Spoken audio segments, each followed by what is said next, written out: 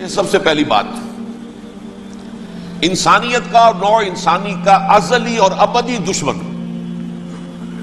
وہ ابلیس لعین ہے۔ یہ چونکہ چیزیں ایسی ہیں کہ جو ماوراء الطبیعات سے متعلق ہیں۔ ابلیس جن ہے، جن انویزیبل ورلڈ سے تعلق رکھتا ہے، غیر مرئی جو نظر نہیں آتی۔ فرشتے انویزیبل ورلڈ سے تعلق رکھتے ہیں، غیر مرئی جو نظر نہیں آتے۔ یہ ہم جو ہے اور یہ حیوانات دنیا میں جو ہے یہ مرئی ہے، ویزیبل ہے۔ آج کا عام ذہن جو انسان کا بن چکا ہے، سائنٹزم جسے کہا جاتا ہے، سائنسی نقطہ نظر، اس کا عام لوگوں پر بھی اثر یہ ہوا ہے کہ جو انویزیبل ورلڈ ہے اس کی باتوں کی طرف توجہ نہیں کرتے۔ ہاں عقیدہ تو ہے کہ ہے، جن بھی ہے، فرشتے بھی ہیں، لیکن کوئی ان کی اہمیت ہماری نگاہوں میں نہیں۔ ساری نگاہیں مرکوز ہے visible world, physical world. Meta physics کا تو مضمون بھی اب سمجھ رہے ہیں کہ ختم کر دینا چاہیے، یونیورسٹیز سے فلسفے کے ڈپارٹمنٹس ختم ہو رہے ہیں، کیا ضرورت ہے اس کی؟ اصل شے یہ دنیا ہے، یہ عالم ہے، یہ کائنات ہے، یہ مادہ ہے، یہ حیات انسانی، حیات دنیاوی ہے۔ اس پر میرا جو مارکت الارا مضمون تھا 1967 کے جون میں جو چھپا تھا، اسلام کی نشرت ثانیہ کرنے کا اصل کام، کہ جو عہد حاضر کی جو تہذیب ہے اس کے 3 بنیادی اصول کیا ہیں؟ خدا ہے یا نہیں ہے چھوڑو، اس بحث میں نہ پڑھو، کائنات تو ہے نا، مادہ تو ہے نا، روح کوئی شے ہے یا نہیں ہے کیا پتا، کسی نے دیکھی نہیں آج تک، لہذا اس کے بارے میں گفتگو کا فائدہ کیا؟ وقت کا سیاح۔ عالم آخرہ کوئی ہے یا نہیں ہے کیا پتا، کس نے آ کے بتایا مرنے کے بعد، لہذا اس بحث میں نہ پڑھو، یہ عالم دنیا تو ہے نا، اٹس ویری مچ پریزنٹ، لہذا ساری توجہ اس پر صرف کرو۔ تو خدا کے مقابلے میں کائنات پر توجہ، روح کے مقابلے میں مادے اور جسم پر توجہ، حیات اخروی کے مقابلے میں حیات دنیاوی پر توجہ۔ یہ ہے اصل میں کرکس آف دی میٹر، اس تہذیب جدید کا خلاصہ یہ۔ دیکھیے اللہ تعالیٰ نے جو مخلوقات پیدا کی ہیں ان میں ایک تقسیم تو ہو سکتی ہے ذی حیات اور بغیر حیات، جاندار چیزیں اور بے جان چیزیں۔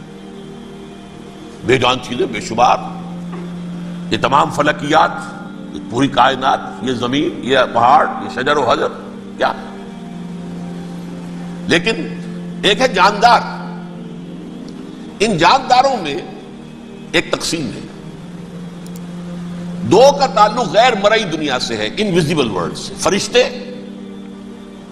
جو دکھائی نہیں دیتے، ان کی پیدائش ہوئی ہے نور سے۔ دوسرے جنات جو انسانوں سے پہلے پیدا کیے گئے، آدم سے پہلے، وَالْجَانَّ خَلَقْنَاهُ مِن قَبْلُ مِن نَارِ السَّمُومِ، جنات کو تو ہم بہت پہلے پیدا کر چکے تھے آگ کی نور سے، وہ بھی نظر نہیں آتے۔ تیسرے انسان اور اس دنیا میں جتنے بھی حیوانات ہیں، ان کا جو مادہ ہے وہ ارض، یہ زمین ہے، یہ مٹی سے بنے، تراب سے بنے، کرسٹ آف دی ارتھ سے بنے۔ اب ان میں ایک تقسیم ہے، ایک وہ ہے، ان تمام میں شعور تو ہے، حیوانات میں بھی شعور ہے، خود شعوری جسے کہتے ہیں سیلف کانشسنس، یہ صرف 3 میں ہے، فرشتہ، جن اور انسان۔ حیوانات میں خود شعوری نہیں ہے، کانشسنس ہے، سیلف کانشسنس نہیں ہے۔ تھوڑی سی بات سے سمجھا دوں آپ کو، میں دیکھ رہا ہوں، آپ مجھے دیکھ رہے ہیں، کتا بھی کوئی یہاں ہوتا تو مجھے دیکھ رہا ہوتا، لیکن کتے کو مجھے دیکھتے ہوئے یہ احساس نہیں ہوتا کہ میں دیکھ رہا ہوں، یعنی کتے کو یہ احساس نہیں ہوتا کہ وہ دیکھ رہا ہے، مجھے دیکھ تو رہا ہے، اس کو میں کا احساس نہیں ہے کچھ۔ میں جب دیکھ رہا ہوں تو میں سمجھتا ہوں میں دیکھ رہا ہوں، میں ہوں کوئی شے جو دیکھ رہا ہوں، یہ خود شعوری ہے، سیلف کانشسنس۔ کسی بھی کام کو کرتے ہوئے اپنے وجود کا احساس، میرا فیصلہ ہے، میری رائے ہے، یہ ہے در حقیقت سیلف کانشسنس، انا، سیلف، خودی۔ یہ حیوانات میں نہیں ہے، یہ ہے صرف ملائکہ، جنات اور انسان۔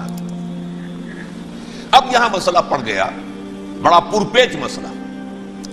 اللہ تعالیٰ نے پہلے انسانی ارواح کو پیدا کیا نور سے، پھر ناک سے پیدا کیا، نار سے، آگ سے جنات کو، پھر مٹی سے بنایا، آدم کا حی اللہ، اس میں روح پھونک دی، اب آدم بن گئے۔ اعلان یہ کر دیا کہ خلافت عرضی جو ہے وہ آدم کو عطا کی جا رہی ہے. یہ پیش پڑ گیا. اس پر تھوڑا سا اشکال تو فرشتوں کو بھی ہوا. قرآن میں ہے سورہ بقرہ کے 4 رکوع میں اتجعل فیہا من یفسد فیہا ویسفک الدماء ونحن نسبح بحمدک ونقدس لک.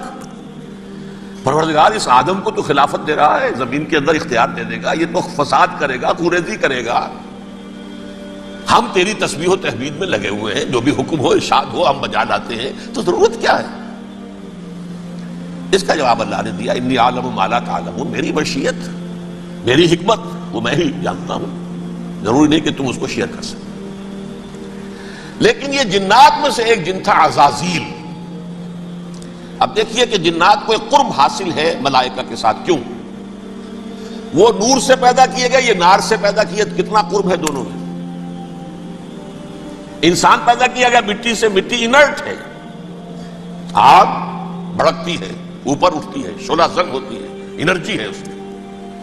نور اور نار میں بڑا قرب ہے. اور عربی کے ایک قاعدے سے تو یہ ایک ہی لفظ ہے، مادہ ایک ہی ہے، حروف علت جو ہے ایک دوسرے کی جگہ آ جاتی.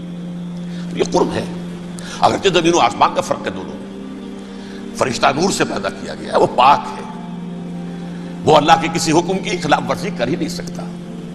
لا یعصون اللہ ما امرہم ویفعلون ما یؤمرون. وہ جو بھی اللہ تعالیٰ حکم دیتا ہے اس کی کوئی معصیت نافرمانی نہیں کرتے، بلکہ جو حکم لیا جاتا مان لیتے. ذرا سا اشکال ہوا تھا، پوچھ لیا، جواب مل گیا، خاموش ہو گئے بس. لیکن عزازیل نامی ایک جن تھا، جو ایک تو جن ہونے کی نسبت سے فرشتوں سے کچھ نہ کچھ مماثلت تھی، قرب تھا. دوسرا یہ علم میں، زہد میں، عبادت میں اتنا اونچا تھا، اتنا اونچا تھا، اتنا اونچا تھا کہ یہ ملائکہ ہی کے صف میں شامل ہو گیا. اس نے علم بغاوت بلند کر دیا. جب حکم دیا گیا کہ سجدہ کرو آدم کو، اب یہ دیکھیے کس قدر یہ اہم مضمون ہے. آپ سوچ رہے ہیں یہ باتیں آج پہلی مرتبہ ہمیں اس طرح سنائی جا رہی ہیں. یہ باتیں تو علم میں آتی نہیں ہمارے. وجہ کیا ہے؟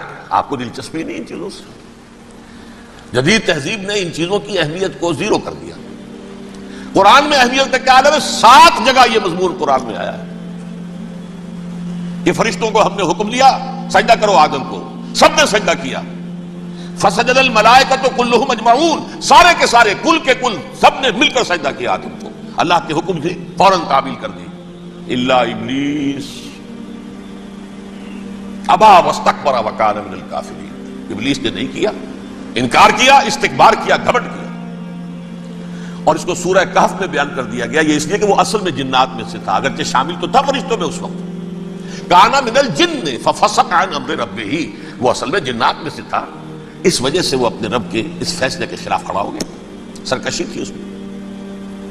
یہ معاملہ اتنا اہم ہے، اب آپ سمجھیے کہ 7 مرتبہ سورہ بقرہ، سورہ اعراف، سورہ حجر، سورہ بنی اسرائیل، سورہ کہف، سورہ طٰہٰ، سورہ صاد، 6 مکی صورتوں میں ذکر ہے یہ، اور ایک مدنی صورت سورہ بقرہ. ان میں سے اکثر مقامات پر پھر جب اللہ نے کہا کہ اچھا تم نے یہ سرکشی کی ہے اور ہمارے حکم کی خلاف ورزی کی ہے تو یہاں سے نکل جاؤ، دفع ہو جاؤ، تم مردود ہو، مردود ملعون. ان علیک لعنتی الی یوم الدین، اب تجھ پر لعنت رہے گی میری قیامت کے دن تک. اس نے کہا اچھا پروردگار پھر مجھے ذرا مہلت دے دے. رب فانظرنی الی یوم یبعثون، قیامت تک میری زندگی طویل کر دے. فذهب فإنك من المنظرین، کہہ دیا اچھا جاؤ، تمہاری یہ درخواست بھی ہم نے قبول کی. انہوں نے کہا پروردگار اب میں اس آدم کو بھی گمراہ کر کے چھوڑوں گا اور آدم کی نسل کو تباہ کر کے چھوڑوں گا. انتہائی شدید چیلنج کے انداز میں یہ قرآن مجید میں 4-5 مرتبہ مضمون آیا ہے. میں نے صرف 2 جگہ سے آپ کو اس وقت کوٹ کر کے سنایا تھا.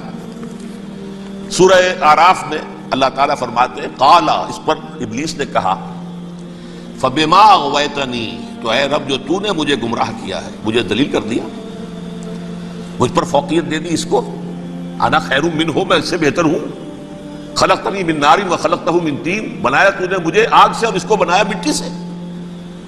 پھر مجھ سے مطالبہ کہ میں سجدہ کروں، اور میں نے سجدہ نہیں کیا تو تو نے مجھے ملعون قرار دے دیا. قال فبما اغویتنی لاقعدن لهم صراطک المستقیم، اب میں یہ نسل آدم کے لیے اس کو برباد کرنے کے لیے تیری سیدھی راہ کے اوپر گھات میں بیٹھوں گا، سیدھے راستے پر چلنے نہیں دوں گا۔ ثم لآتینہم من بین ایدیہم، پھر میں ان پر حملہ آور ہوں گا ان کے سامنے سے بھی، ومن خلفہم ان کے پیچھے سے بھی، وعن ایمانہم ان کے داہنی جانب سے بھی، وعن شمائلہم ان کے بائیں جانب سے بھی، ولا تجد اکثرہم شاکرین، اور تو دیکھے گا کہ ان کی اکثریت تیری شکر گزار بندوں پر مشتمل نہیں ہوگی۔ یہ چیلنج تھا، اور ایک چھوٹا سا چیلنج جو سورہ صاد میں آیا ہے، اور یہاں تو اس نے اللہ کے جلال کی قسم کھا کر کہا، قال فبعزتک لأغوینہم اجمعین، اے رب تیری عزت تیرے جلال کی قسم ہے میں ان سب کو گمراہ کر کے چھوڑوں گا، الا عبادک منہم المخلصین، سوائے ان میں سے وہ کچھ لوگ جنہیں تو خالص اپنا بندہ بنا لے، جنہیں تو اپنا بندہ بنا لے۔ مخلص، مخلص نہیں، مخلص یہ مفعول ہے، فاعل نہیں ہے، جسے تو بنا لے۔ بعض لوگوں کو اللہ چن لیتا ہے، ہو اجتباکم، تمہیں چن لیا ہے، استفاء اجتباء، وہ بچیں گے جن کو تو اپنی خاص امان میں لے لے گا، باقی میں سب کو گمراہ کر کے چھوڑوں۔ یہ ہے اصل دنیا میں نوع انسانی کا ابدی دشمن، ازلی سے ابدی تک۔ اور اس میں نوٹ کیجئے کہ اس کی اصل بنیاد کیا ہوئی؟ دو لفظ، تکبر اور حسد۔ استکبرا، تکبر کیا، انا خیر منہ، میں اس سے بہتر ہوں۔ یہ ساری بس کی گانٹھ یہی ہے، سب سے بڑی گمراہی کی وجہ یہی ہے۔ اسی لیے کہا ہے حدیث میں، لن يدخل الجنہ من کان فی قلبہ مثقال حبۃ من کبر، جنت میں ہرگز وہ شخص کبھی بھی داخل نہیں ہو سکے گا جس کے دل میں رائے کے دانے کے برابر بھی کبر ہے۔ تکبر سب سے بڑا جرم ہے۔ الکبر ردائی، اللہ فرماتا ہے یہ تکبر یہ تو میری چادر ہے۔ کوئی شخص تکبر کرتا ہے تو گویا میری چادر گھسیٹ رہا ہے میرے کندھے سے۔ عرب میں کسی شخص کی توہین کرنی ہوتی تھی تو اس کی چادر گھسیٹتے تھے، ننگا کر دیا گویا کہ یہ میری ردائی ہے، الکبر ردائی، یہ میری چادر ہے، یہ جامہ مجھے زیب دیتا ہے، مجھ پر راستہ تھا۔ اور حسد، آدم کو جو برتری عطا ہو گئی اس حسد کی آگ میں وہ جل رہا ہے اور اس کا انتقام لینا چاہتا ہے۔ آدم سے بھی، آدم کو بھی گمراہ کیا، جنت سے نکلوایا، ویسے نکلنا تو انہیں تھا ہی مشیت اذنی میں، لیکن فوری طور پر اللہ کے حکم کی خلاف ورزی تو کروائی نا۔ فعصى آدم ربہ فغوى، آدم نے اپنے رب کے حکم کی نافرمانی کی اور گمراہ ہوا عارضی طور پر۔ یہ دوسری بات ہے، توبہ کر لی، اللہ نے توبہ قبول فرما لی، معاف کر دیا۔ کوئی مستقل جو ہے وہ نسل انسانی پر اس گناہ کا اثر متوارث طور پر نہیں آ رہا ہے، ختم ہو چکا معاملہ، ہوا تھا ہو گیا۔ فتلقى آدم من ربہ کلمات فتاب علیہ انہ هو التواب الرحیم۔ اور توبہ کی شان یہ ہے جب وہ قبول ہو جائے اللہ کی جناب میں، کیا تائب من الذنب کمن لا ذنب لہ، گناہ سے توبہ کرنے والا ایسے ہوتا ہے جیسے اس نے کبھی گناہ کیا ہی نہیں تھا۔ لیکن بارہ کو گمراہ کرنے میں کامیاب ہو گیا، حضرت آدم اور حوا کو بھی، اور نوع انسانی کی عظیم اکثریت، عظیم اکثریت، عظیم اکثریت اس کے داؤ میں آئی ہوئی ہے نہیں۔ کتنے ہیں وہ عباد اللہ المخلصین، الا عبادک منہم المخلصین، کتنے ہیں جو واقعتاً خالصتاً اللہ کے بندے بن گئے، جنہیں اللہ نے اپنا بنا لیا، اپنا قرار دے دیا۔ اب اس کے ساتھ نوٹ کیجئے، اس ابلیس کے ساتھ ایک فوج بھی ہے جسے قرآن مجید میں کہا گیا ہے یہ اس کی پارٹی ہے، حزب الشیطان، یہ اکیلا نہیں ہے۔ ایک تو وہ عزازیل ہے، اس کی طویل ترین عمر اللہ نے دے دی، وہ تو قیامت تک رہے گا۔ باقی بھی جنات جو ہیں ان کی نسل میں سے، یا اس کی نوع میں سے، اس کی نسل میں سے، جنات کی عمریں انسانوں کی عمروں سے زیادہ ہیں، بہت زیادہ ہیں، لیکن پھر بھی اتنی نہیں ہے۔ یہ خاص ہے اس کا معاملہ کہ اس نے کہا تھا رب انظرنی الی یوم یبعثون، مجھے دے دے مہلت اس وقت تک تاکہ میں ثابت کر کے دکھا دوں کہ جسے تو نے یہ خلافت دیا یہ اس کا اہل نہیں ہے۔ Let me prove this point. ولا تجد اکثرہم شاکرین، تو ان کی اکثریت کو شکر گزار نہیں پائے گا۔ وہ ابلیس جو ہے وہ ریکروٹ کرتا ہے اپنے فوجی، اول تو خود جنات میں سے جو اس کے نمبر 1 لشکری ہے۔ قرآن مجید میں اس کا اشارہ دیا گیا ہے، انہ یراکم ہوا وقبیلہ من حیث لا ترونہم۔ دیکھو لوگوں، اے انسانوں، وہ ابلیس لعین عزازیل اور جو اس کے قبیلے کے لوگ ہیں، جنات ہیں، وہ تمہیں وہاں سے دیکھتے ہیں، تاکتے ہیں اور حملہ کرتے ہیں جہاں سے تم انہیں نہیں دیکھتے. وہ غیر مرئی ہیں، انویزیبل ہے، تمہیں نظر نہیں آتے. ویزیبل دشمن کا وار تو روک لو گے، انویزیبل کا کیسے روکو گے؟ انہو یراکم ہوا وقبیلہ، اکیلا ہی نہیں ہے وہ تو تمہیں تاکتا ہے، تم پر حملہ کرتا ہے، گھات میں لگ کر جو ہے تمہارے اوپر حملہ کرتا ہے، وہ بھی اور اس کے ساتھ اس کے قبیلے کے لوگ، جنات بھی، من حیث لا ترونہم، جہاں سے کہ تم انہیں نہیں دیکھتے. لیکن اس کے علاوہ وہ انسانوں میں سے بھی ریکریوٹ، رنگ روٹ وہ برپا کر، وہ جو ہے ان کو اپنے پاس رکھتا ہے فوج کے اندر. جس کی سب سے بڑی مثال کیا ہے؟